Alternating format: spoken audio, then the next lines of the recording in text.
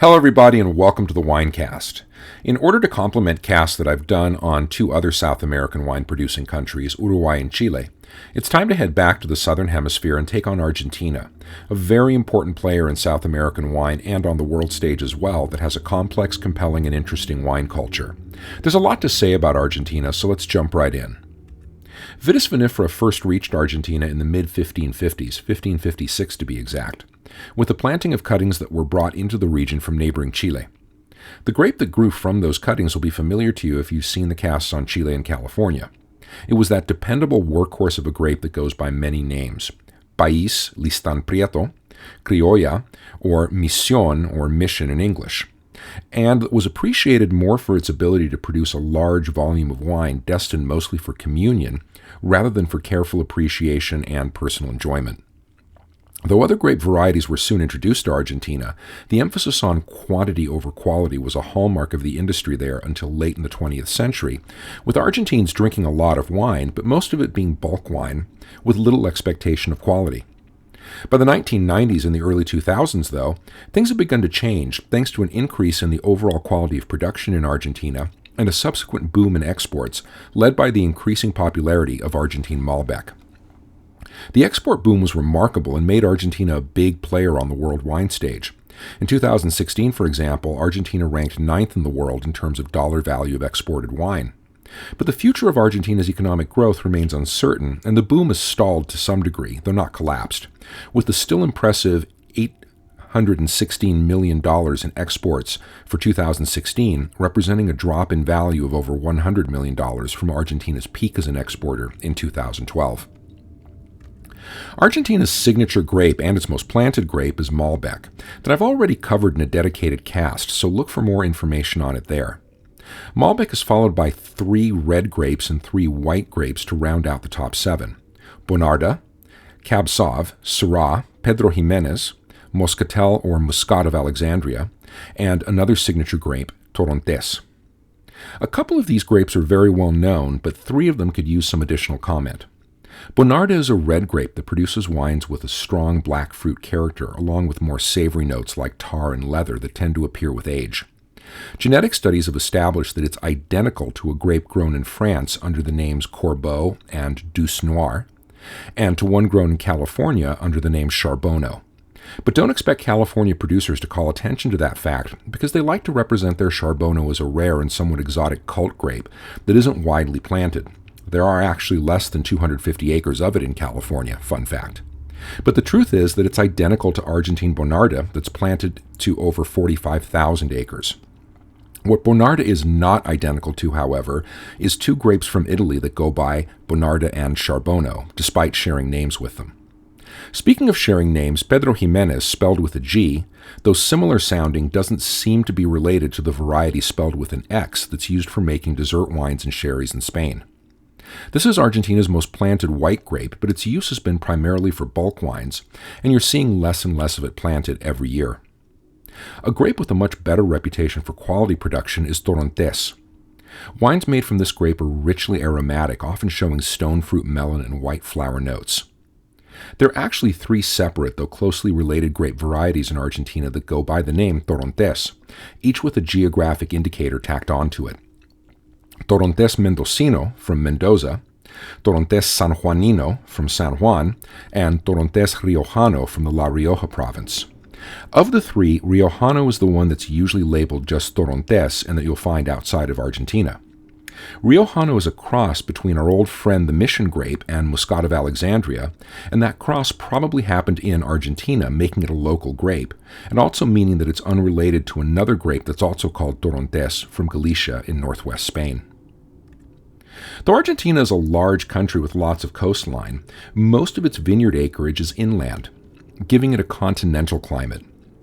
Much of this land is at a high elevation close to the Andes Mountains, with most of the vineyards at elevations greater than 600 meters. The effect of high altitude on grape plantings is still the subject of research, but the increased sun exposure at altitude does seem to promote the development of thicker skins and, by extension, of more tannin and other polyphenols in the wine. Temperatures are also cooler at higher altitude, slowing sugar ripening and giving the grapes more time to hang on the vine.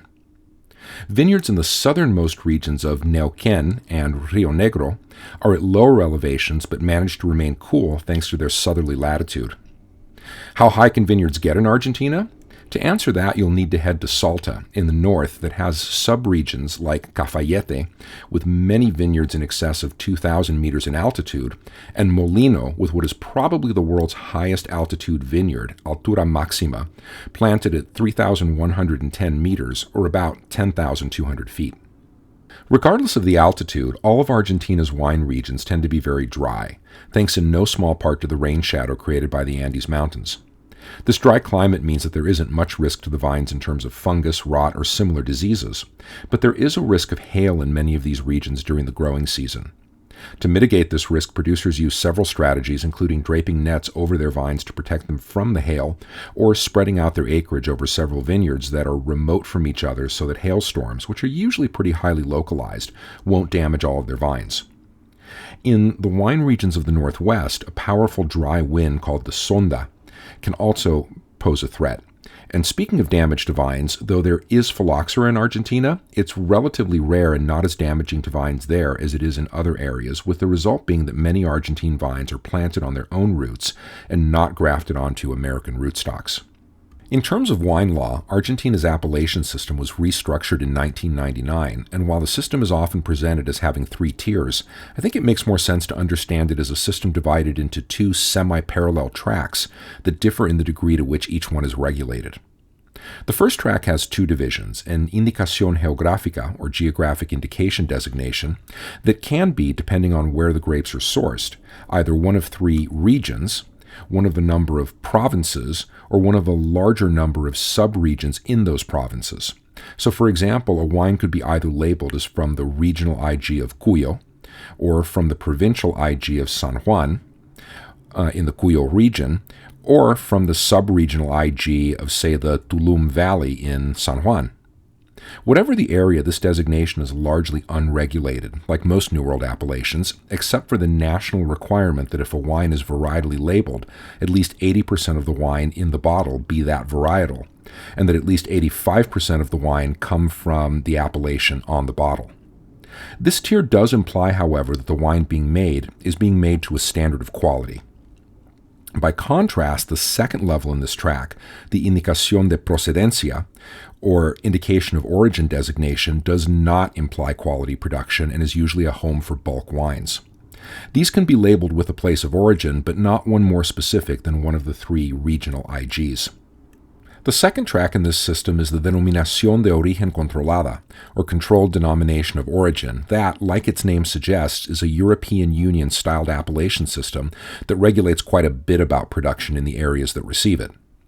Like similar appellations in the EU, Argentine DOCs regulate grape varieties that can be used, grape yields, and other features of both viticulture and wine production. Each DOC is overseen by its own Consejo, or regulatory council, that draws up and enforces its regulations.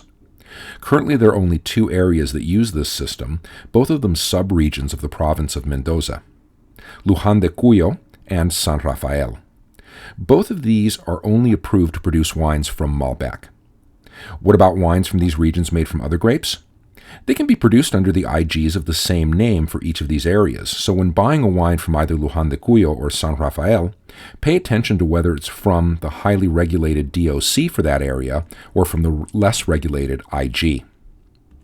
That was a lot of technical information about Argentina's wine culture and laws, but I don't like to end these casts without leaving you with some practical advice about what to try if you're looking to drink more Argentine wines.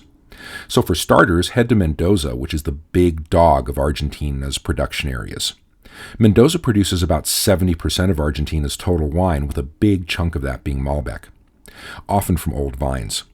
Some quality subregions to look for from this area include Maipú, the Valle or Valley of Uco, Tupungato, and of course the DOCs of Luján de Cuyo and San Rafael. North of Mendoza is La Rioja, which is the oldest wine region in Argentina and best known for producing whites based on Muscat of Alexandria and its offspring, Torontés. Look especially for Torontés from the subregion of Famantina. At the very north of Argentina, check out wines from Salta, a region known for Torontés, particularly from the high-altitude subregion of Cafayete. Salta also has a good reputation for Cabernet Sauvignon and Malbec, and other subregions to be on the lookout for are the El Arenal and Molinos. Finally, way down south at the other end of the growing regions, Neuquén and Rio Negro, thanks to their cool climates, are gaining a reputation for grapes that do well in colder areas, like Pinot Noir, Chardonnay, and Sauvignon Blanc, and a reputation, unsurprisingly, given both the cool climate and the Pinot and Chard, for sparkling wines. Thanks for joining me for another Winecast. This cast brings me a step closer to completing casts on all of South America's major wine producers, and I hope to do a cast on Brazilian wine at some point in the relatively near future to finish out the set, so keep an eye out. If this cast was helpful and interesting to you, please like and subscribe if you haven't already, and I hope to hear from you in the comments. I'm your host, The Unknown Winecaster, and I'm out. Enjoy the grape, but always enjoy it responsibly.